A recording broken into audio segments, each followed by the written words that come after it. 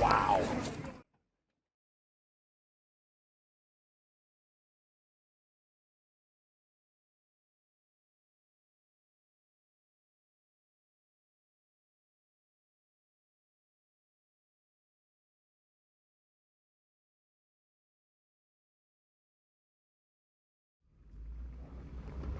This is number 10, White Knuckle. The trail is about 2 miles long and it took us about 2 hours to run. Normally I like to show the full trail and do this at normal speed. However, I got a little bit lazy, didn't want to do a bunch of editing, and I wanted to show most of the trail, so I did keep in all the video, but I sped it up. Some more of the notable points, obstacles, some of the junctions, and so forth, which are at normal speed. Apologies if you don't like sped up video, but in any case, if you're curious what the entire trail looks like, it's there. While number 10, White Knuckle, is rated as an intermediate trail on their map, for me, it's on the easier side, and I'll make some comparisons with Hill Gully Trail, which is rated as an easy trail at Flat Nasty, just because number 10 reminded me a lot of the Hill and Gully Trail, besides for maybe everything's a little bit more challenging. And again, from my perspective, a stock Jeep, at least when I had a purely stock JK Rubicon, would have no problem on this trail, and I would say even just a normal sport Jeep would be fine. Like Hill and Gully, it's kind of a winding trail, has some tight spots, enough where a four-door vehicle like my JKU will need to back up in some cases. Compared to Hill and Gully, probably the elevation changes are a little bit longer, a little bit steeper, but again, most of the hills are fairly mild to moderate at most. There's nothing like super butt-clenching steep or anything. And there are a few parts with more significant rocks than would be found on Hill and Gully Trail, but again, nothing too big. Okay, that's 7 straight ahead.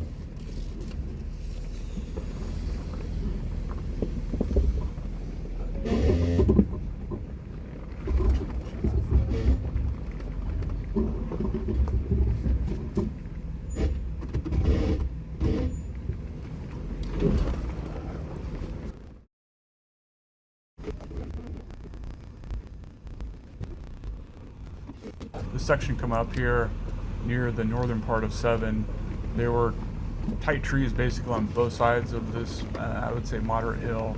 So I just threw on my lockers just to make sure that I wouldn't lose traction and possibly slip into the tree.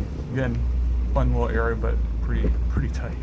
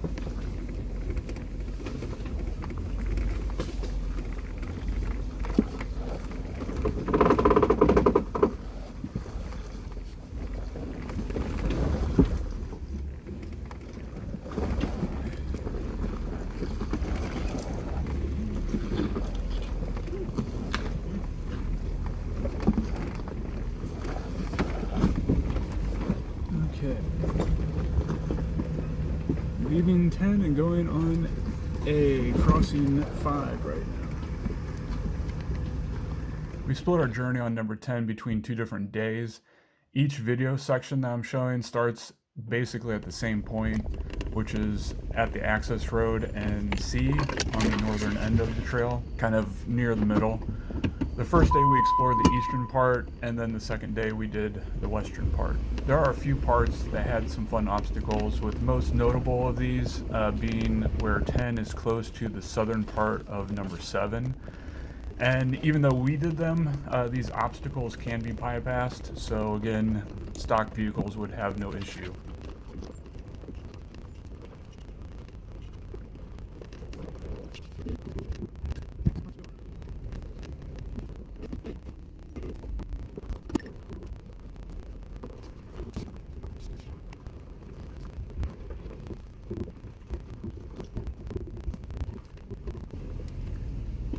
That was tight. Yeah, that might be the worst turn I've seen yet.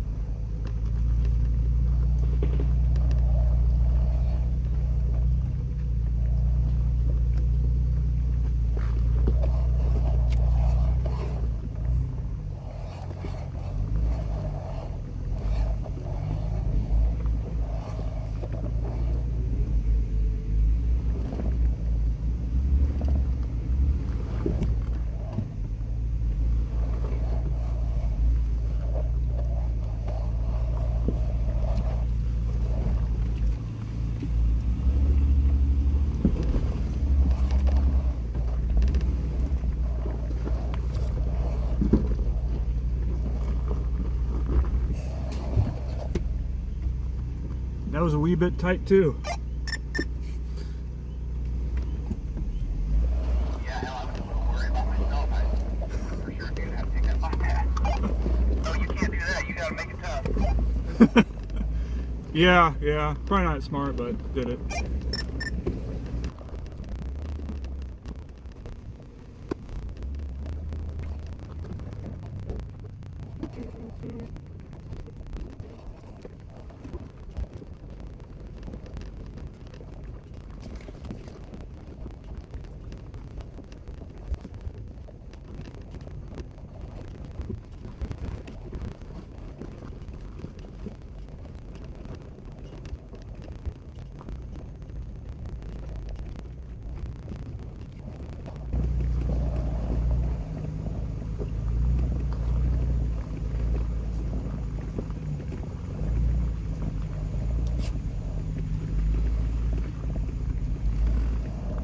The most notable portion of the trail, for obstacles at least, is around the part near the southern portion of number 7, close to number 5. The first obstacle is next to number 10, but I would say is actually not part of the official trail itself. It's this part of the trail where there's this small circular section and you can kind of go either way.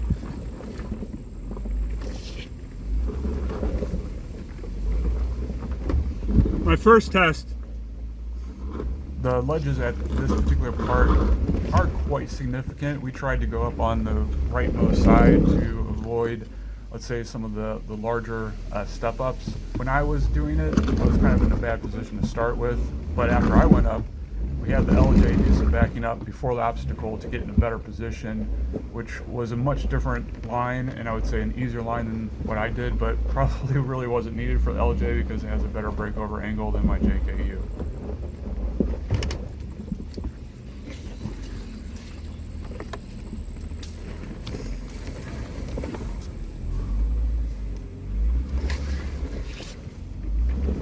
Oh.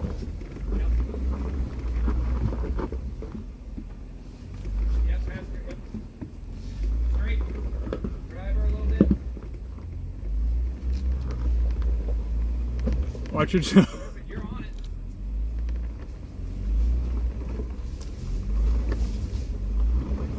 There you go. How about this tree in front of me? Yeah, you're I mean, if your tires don't bite. Yeah,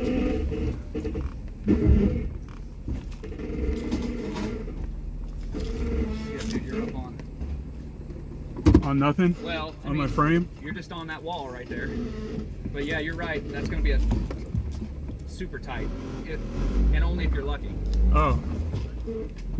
Hold on, Lane. Yeah. There's no way to clear it.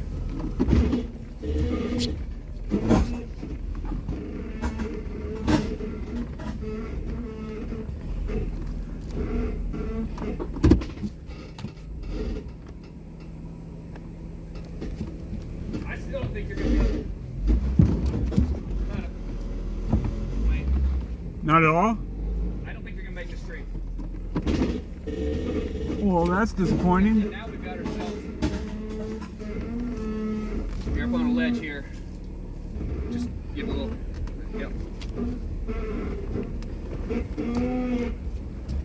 So you think can I cut it this way? And Now you can cut it that way. You might be able to bite up on top of this a little bit, but you're going to drag too.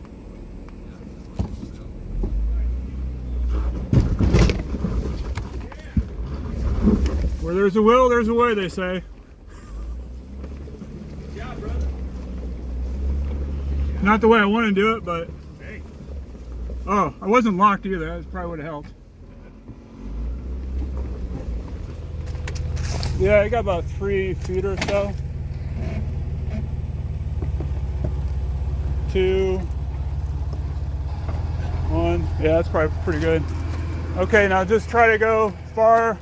I'll try to come this way as far as much, and then we'll straighten you up.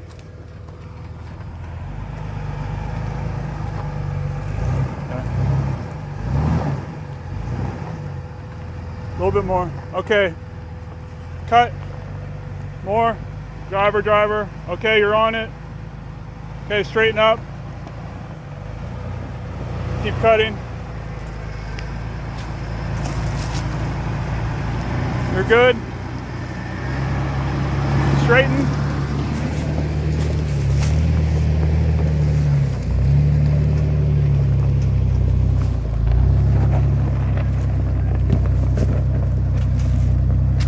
The second obstacle that's on number 10 is actually on the official trail itself.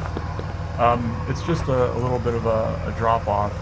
What makes it a little bit more challenging is just because the bigger part of it is essentially right in the middle of the trail, so you kind of have to go to one side or the other to get a tire on a good position, so you're not scraping your differentials or anything like that. You're dropping.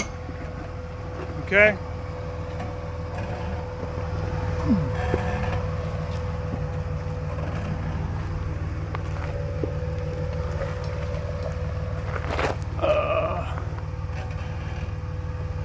Straight up.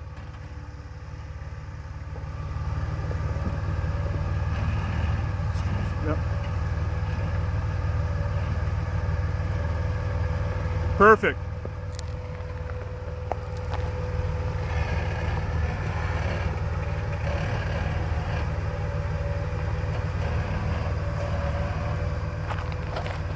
Okay, driver just a little bit. Okay. Straighten up a little bit. You're going to start dropping. Just go slow. Dropping, dropping.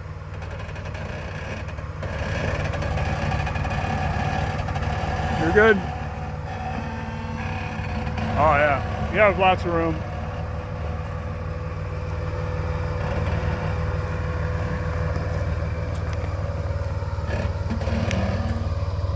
Just keep going straight. Go passenger just a little bit more. Keep going. You're gonna start dropping.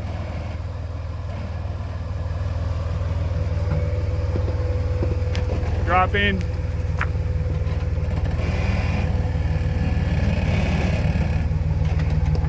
And down. Well done. We actually took two different lines. I'm just showing the one line where we're on the one side a little bit more compared to the other side.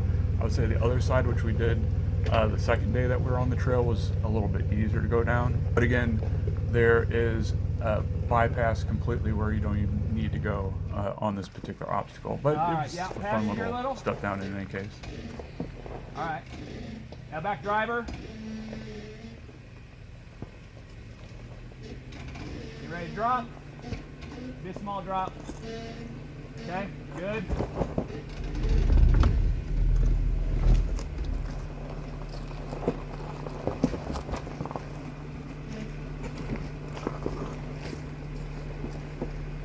Okay, start to straighten her out.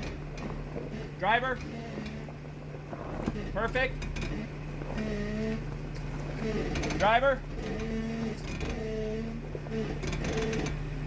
Okay, keep them where they're at. At 6 inches. Drop. My bad. You're good. How's the back? Yeah, keep the wheels right where they are. You have a small drop here at the front, right? About a foot for the rear. Okay. All right, about to drop. About to drop. Dropping. Nice. Oh, that's like butter. That's not bad. How about the 35? I know, it worked just fine. Just fine.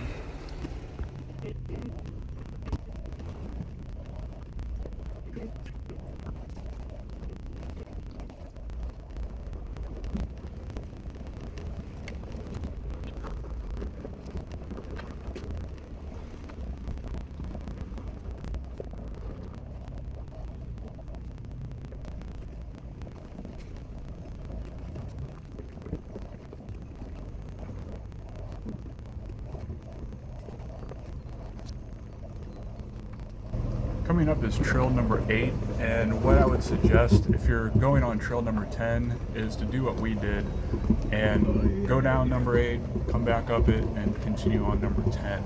Number 8, which I'll post a separate video on, is an extreme trail, or it's at least rated as an extreme trail on their map, but I would have done it in a stock JK Rubicon without hesitation. It's really not that bad, but it's kind of a nice trail.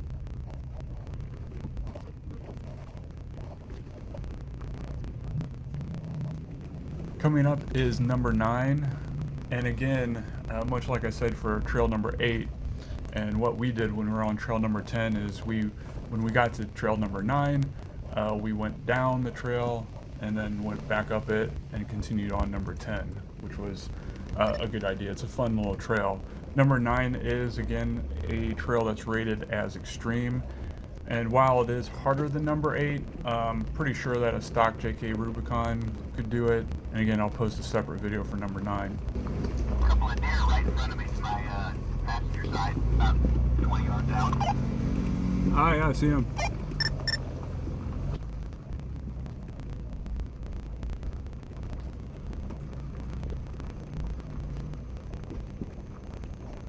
Also, right at the junction of number 9, I would say it's the toughest part of number 10, or at least the toughest part of number 10 that you can't bypass. There is a little bit of kind of some step down, some rocks in this area. Nothing that good wheel placement can't get you over, but again, it's a little bit more of a challenging component of number 10 compared to the rest of the trail. Probably a little bit more. A little bit more. Now cut. Okay. And yeah, straighten, that's good. You're gonna start coming down a little bit on your passenger. I think you're good.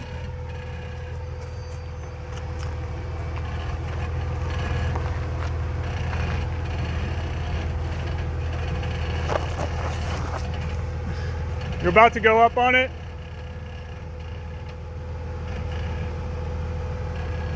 Okay, coming down.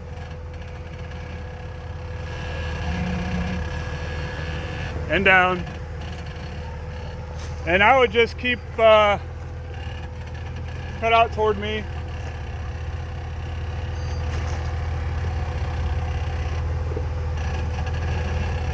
Okay, your back's about to go up on that. Start probably cutting. Start coming down on your back. Driver, driver, driver.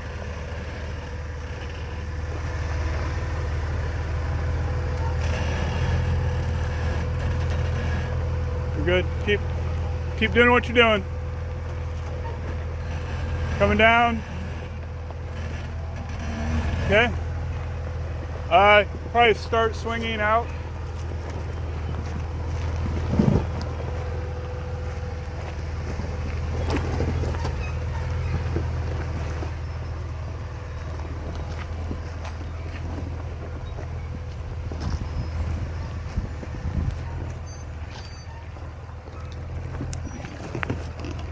I'd probably say to get to here and then we'll stop.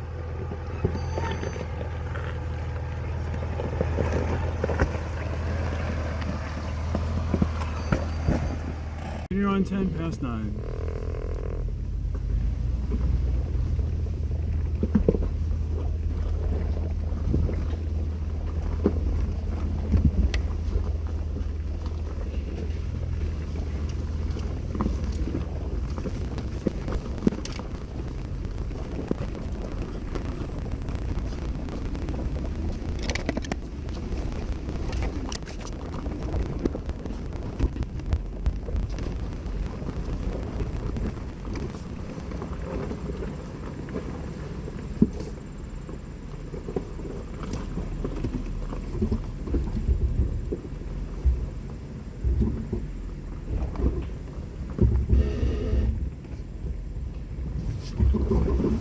Oh, wow. A little bit more than what I thought.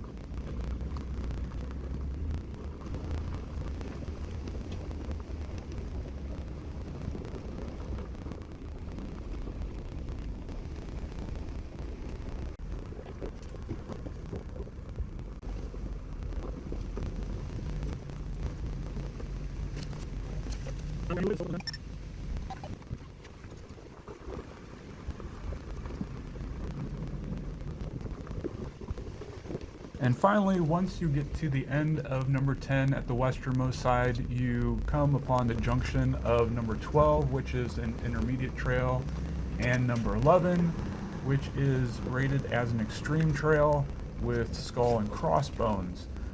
We didn't look at number 12, but we did look at the number 11 trail, and unlike number 8 and number 9, it is scary. It's definitely not for stock vehicles or even lightly modified vehicles. You can go from number 10 onto the northern part of number 11 back to the access road, which is fine, but number 11 is quite confusing.